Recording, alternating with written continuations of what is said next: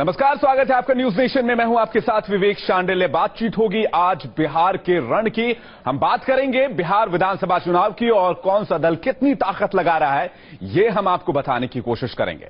आरक्षण को लेकर आरजेडी सुप्रीमो लालू प्रसाद यादव ने एक बार फिर प्रधानमंत्री मोदी और संघ पर हमला बोला है। आर पार के मूड में नजर आ रहे लालू ने कहा कि वो किसी भी कीमत पर आरक्षण खत्म नहीं होने देंगे। उनके बयान को चुनावी रणनीति का हिस्सा भी माना जा रहा है। आरएसएस प्रमुख मोहन भागवत के आरक्षण नीति की समीक्षा वाले बयान पर बिहार की सियासत अभी भी गरमाई हुई है। चुनाव से ठीक पहले बाहर निकला आरक्षण का चिन्ह मुद्दा बन गया है। महागठबंधन के नेता किसी भी कीमत पर इस मुद्दे को हाथ से जाने देना नहीं चाहते, लिहाजा रुक रुक कर आरक्षण पर तीखे तीर छोड़ रहे हैं। इस बार आरजेडी सुप्रीमो लालू यादव ने आरक्षण पर तीखे तेवर दिखाए हैं। ये मोहन भागवत आरएसएस आरक्षण खत्म करना चाहते हैं, ऐलान किया है कि खत्म करेंगे, तो उनको भारत रत्न की उपाधि से आप विभूषित करो आरएसएस के हेड को। लेकिन लालू यादव और हमारी पार्टी मुझे फांसी पर भी चढ़ा दोगे तो लालू यादव अपना आवाज बंद करने वाला नहीं है गरीबों का। संघ और बीजेपी पर लालू के जोरदार हमले को सोची समझी चुनावी रणनीति का हिस्सा माना जा रहा है। सियासी जानकारों की माने तो आरएसएस प्रमुख मोहन भागवत के बयान ने बिहार में बीजेपी को बैकफुट पर धकेल दिया है। बीजेपी नेताओं को डैमेज कंट्रोल का तरीका समझ में नहीं आ रहा है, लेकिन बीजेपी ने पलटवार करने में देर नहीं की। बिल्कुल जो है वो मरने नहीं दिया जाएगा। बिल्कुल उनको मरते दम तक जो है वो उनके आरक्षण की जो रक्षा है वो होगी, उसकी चिंता वो न करे और बातें करें। अभी सब छोड़े, इन सब बातों में क्या रखा है। इस भारतवर्ष में रिजर्वेशन एक हकीकत है और कोई इसको अपोज नहीं करता।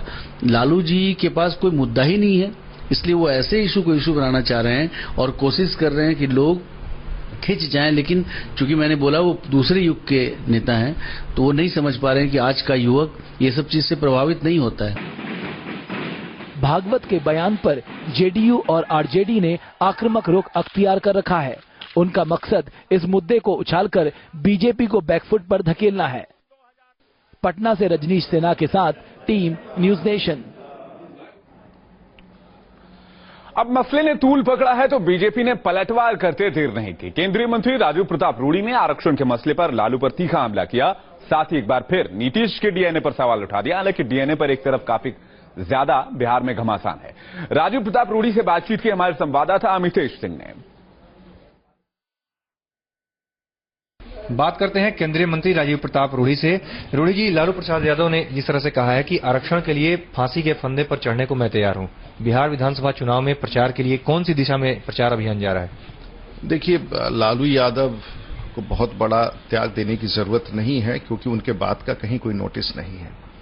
और फिर से चुनाव के पहले 15 साल उनके शासनकाल में हमने पिछड़ा, अति पिछड़ा और इस तरह की राजनीति की बात सुनी। बिहार को पिछड़े की परिभाषा से बाहर निकालने के मूड में ही नहीं है लालू यादव। उनको लगता है कि इसी दुकान से उनकी राजनीतिक भूख मिटेगी। हमने तो देश के प्रधानमंत्री वैसे व्यक्ति हैं जो चाय बेचने वाले के बेटे, चाय बेचने वाला व्यक्ति देश के प्रधानमंत्री की कुर्सी पर है, उसी वर्ग से है। तो इससे बड़ा देश का सम्मान और पिछड़े वर्ग का क्या हो सकता है। दरअसल लालू यादव नीतीश कुमार का एजेंडा ध्वस्त हो गया जब देश के प्रधानमंत्री की कुर्सी पर नरेंद्र मोदी बैठे। इलेक्शन कमीशन की तरफ से नोटिस भी दिया गया है जातिवादी बयान को लेकर लालू प्रसाद यादव को।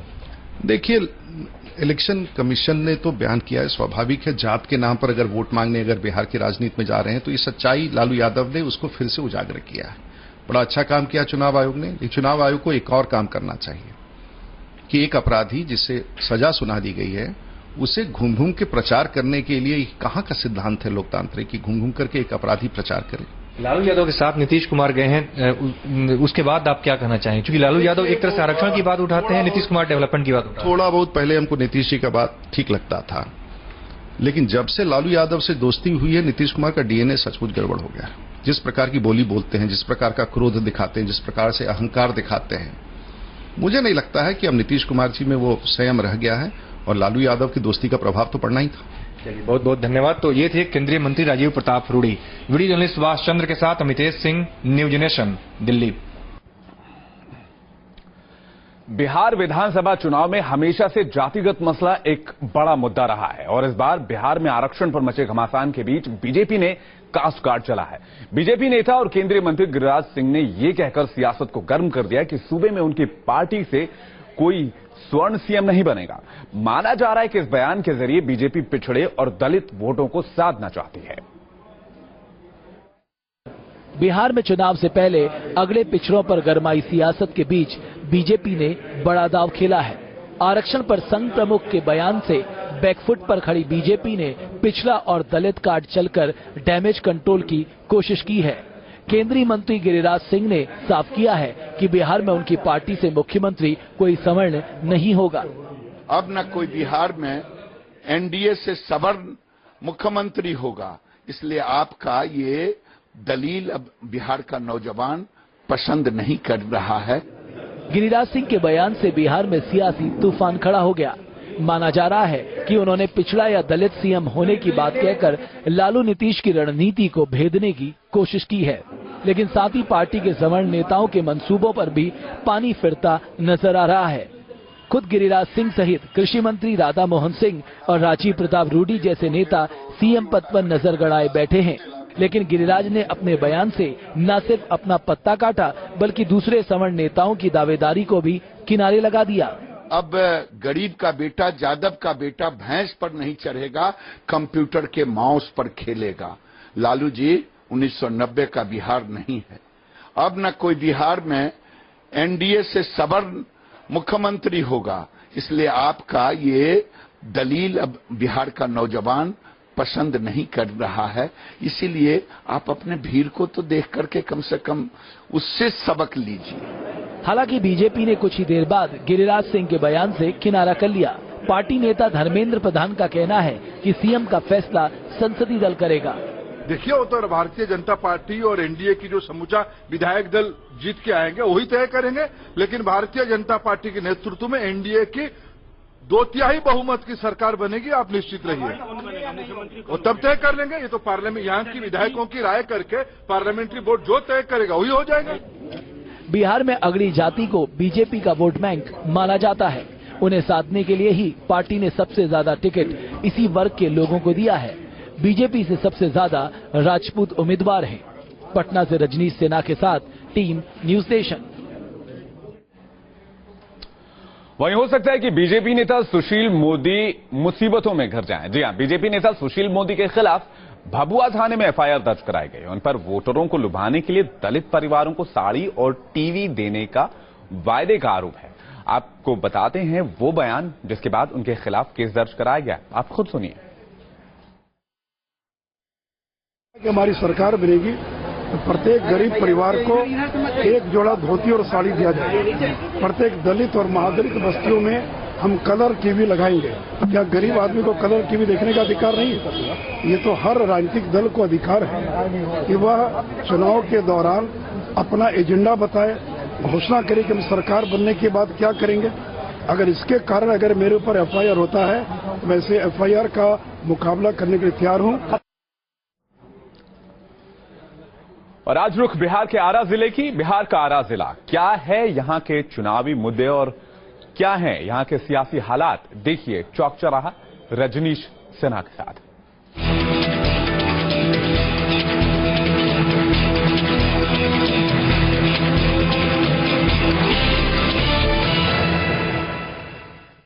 हम इस वक्त मौजूद हैं आरा की क्रांतिकारी धरती पर, बाबू वीर कुंवर सिंह की धरती और यहां की क्रांतिकारी सोच।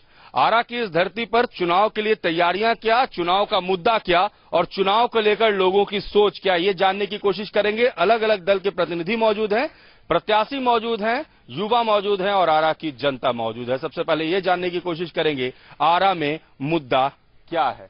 आरा के लिए सबसे बड़ा मुद्दा बताइए क्या? आरा के लिए सबसे बड़ा मुद्दा जो विकास है हमारे शहर में है, जो कि अभी भी जो हम सड़क पर निकलते हैं तो बहुत भीड़ भाड़ से हम लोग को जूझना पड़ता है, आए दिन जाम लगा होता है। तो ये चीज हम लोग का सबसे बड़ा मुद्दा है और यही हम लोग का मुद्दा रहेगा। आरा में सबसे बड़ा मुद्दा क्या है? सुरक्षा चाहिए। अपराधियों का मनोबल बढ़ा है और सुरक्षा बहुत जरूरी है। सुरक्षा रहेगा तो अच्छा रहेगा। महिलाओं की सुरक्षा, छात्रों का सुरक्षा, यही है। महिलाओं की सुरक्षा, छात्रों की सुरक्षा। आरा में सबसे बड़ा मुद्दा जी सबसे बड़ी मुद्दा है भ्रष्टाचार। और ये पूरा जिला प्रशासन अभी भ्रष्टाचार में डूबा हुआ है और गरीब गरीब होते जा रहे हैं और धनी धनी होते जा रहा है। तो यही हम लोगों का सबसे बड़ी मुद्दा। भ्रष्टाचार, विकास, सुरक्षा, आरा में सबसे बड़ा मुद्दा क्या है युवाओं के लिए? युवाओं के लिए यहाँ पे तो सबसे ज्यादा ये रोड सड़क जाम रहते हैं और ज्यादातर भ्रष्टाचार भी हो चुके हैं आरा में। शिक्षा का तो अभी तक किसी भी तरह के हमको देखने में कोई कठिनाई नहीं मिली। पहले लोगों से मुद्दा इसलिए जान जाते हैं कि शहर की तासीर को समझ सके। अब आप बताइए, आरा इतना महत्वपूर्ण शहर, यहाँ विकास भी मुद्दा है, यहाँ सुरक्षा भी मुद्दा है, यहाँ सड़क भी मुद्दा है, यहाँ की ट्रैफिक व्यवस्था मुद्दा है, यहाँ की शिक्षा भी एक मुद्दा है, यानी मुद्दा ही मुद्दा। अब यहाँ पर जो जनप्रतिनिधि मौजूद हैं, जो लोग चुनाव लड़ने जा रहे हैं, चुनाव से जुड़े हुए उनसे जानते हैं। यहाँ पर आरा में, आप लेफ्ट से हैं, यहाँ पर आरा में इतनी सारी परेशानियां रही, सुबह से आप लोग हमेशा आंदोलन करते रहे, चुनाव में जाते रहे, बदलाव क्यों नहीं हो पाया? देखिए, सत्ता बदल जा रहा है लेकिन व्यवस्था नहीं बदल रहा है। झंडा बैनर बदल जा रहा है लेकिन व्यवस्था, यही वीर कुंवर सिंह विश्वविद्यालय, वही कॉलेज, वही फैकल्टी, वही बीसी लोग का कर्मचारियों का पटना से आना, 12 बजे आना, 3 बजे जाना, और लगातार इसके लिए हमारे माले के छात्र संगठन आईसा के लोग पूरे वीर कुंवर सिंह विश्वविद्यालय से लेकर तमाम कॉलेजों में आंदोलन करते रहते हैं कि भैया इंजीनियरिंग कॉलेज खुले। फल क्या है? फिर चुनाव आ गया, फिर आंदोलन की चर्चा होगी, फिर किसने क्या प्रयास किया उसकी चर्चा होगी। फल क्यों नहीं, इसका रिजल्ट क्यों नहीं? क्योंकि सरकारें तानाशाह हो गई हैं, केंद्र और राज्य की सरकारें तानाशाह हो गई है और जनता के जन आंदोलनों की बातों को नहीं सुन रही है। केंद्र और राज्य के, आप एनडीए से जुड़े हुए हैं, आपके यहाँ पर विधायक हैं, बीजेपी का आरा में हमेशा से काफी मनोबल ऊंचा रहा है, लोग वोट करते रहे, फिर आरा में इतनी समस्याएं कैसी है, कैसे?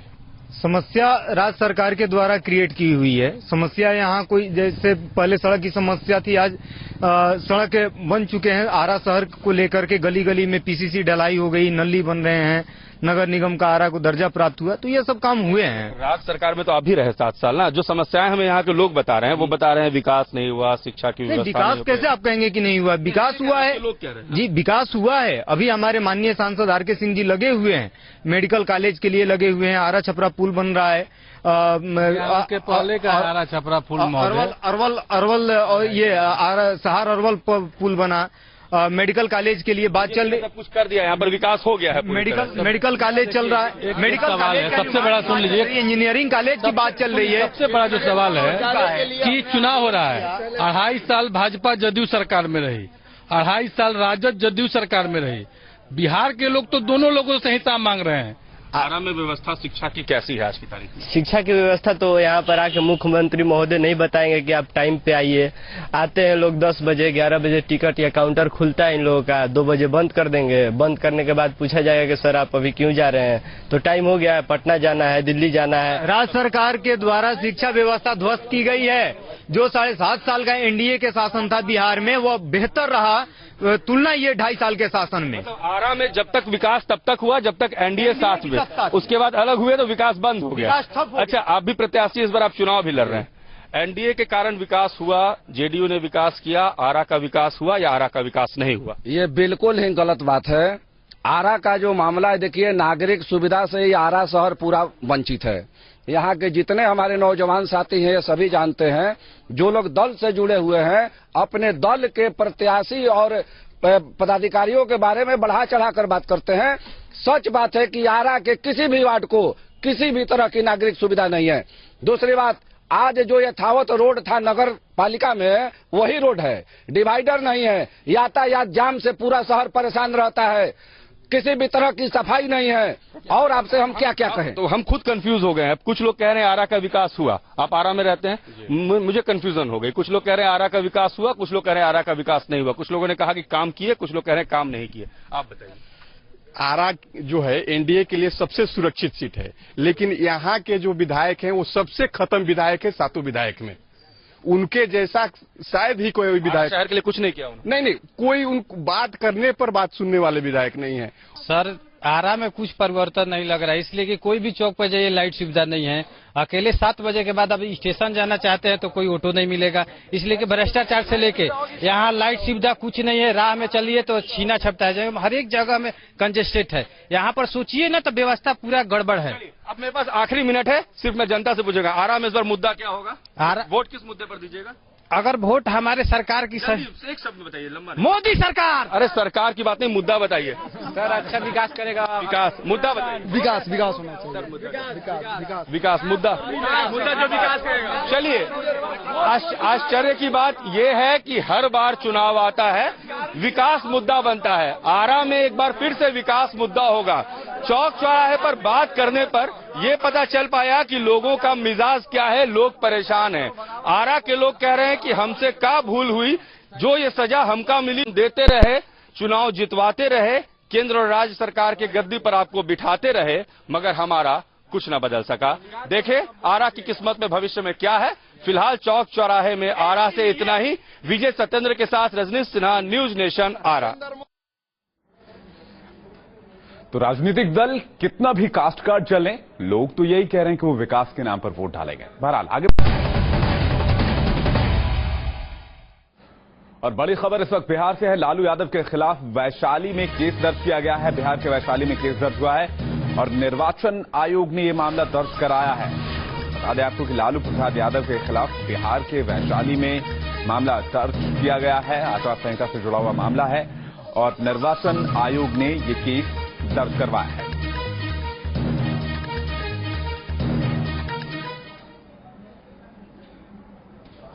बिहार के मुख्यमंत्री नीतीश कुमार की नवादा रैली में हंगामा हो गया। यहां कुछ लोगों ने मोदी मोदी के नारे लगाए।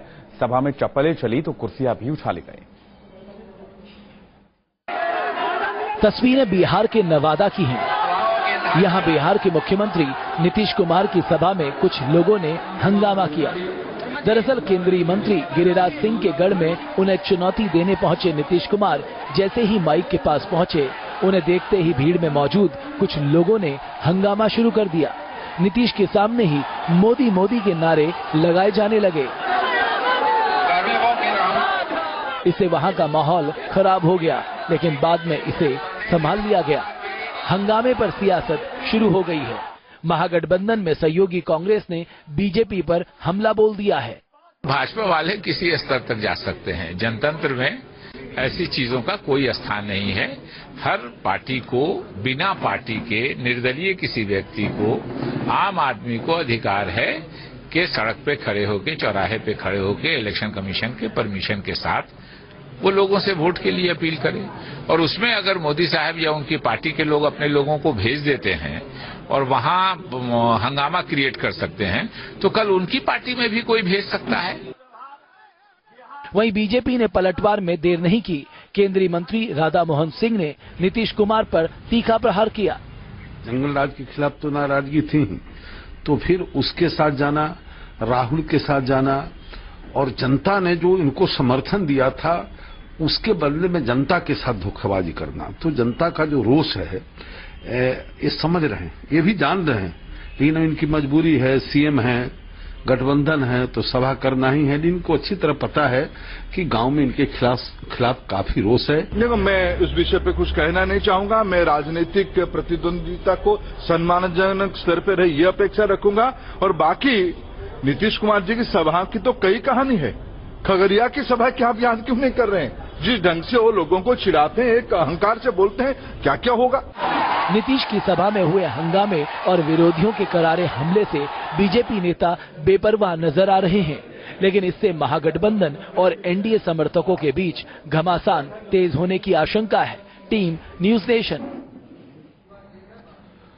तो हमारी खास पेशकश में फिलहाल इतना ही, लेकिन बिहार विधानसभा चुनाव से जुड़ी एक एक खबर, एक एक अपडेट के लिए आप देखते रहिए न्यूज नेशन। और ज्यादा खबरों के लिए लॉग ऑन करें newsnation.in पर। हम जल्द वापस आ रहे हैं।